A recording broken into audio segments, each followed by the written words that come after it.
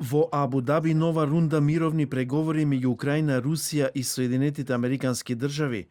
На дневен ред територијалните прашања кои остануваат клучна пречка.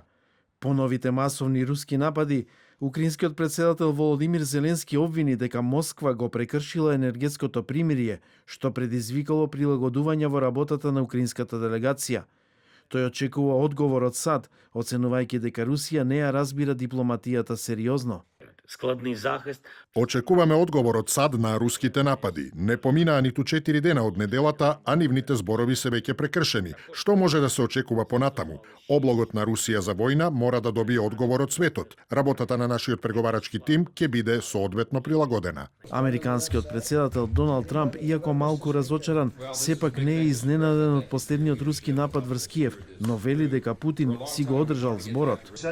Договорот беше од недела до недела. Тој го одржа зборот една седмица, но секако би сакал да ја заврши војната. Генералниот секретар на НАТО Марк Руте тврди дека Украина е подготвена за договор со Русија, но само доколку тој биде прифатлив за сите страни, иако и тој ја нагласи руската несериозност во мировните напори.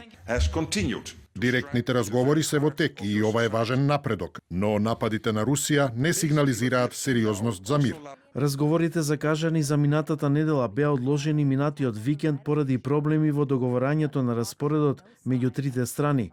Украинската делегација ја предводи шефот на Советот за безбедност Рустем Умеров, главен руски преговарач е Игор Костјуков, шеф на војната разузнавачка служба, а американската страна ја сочинуваат специјалните пратеници Стив Витков и Джаред Кушнер.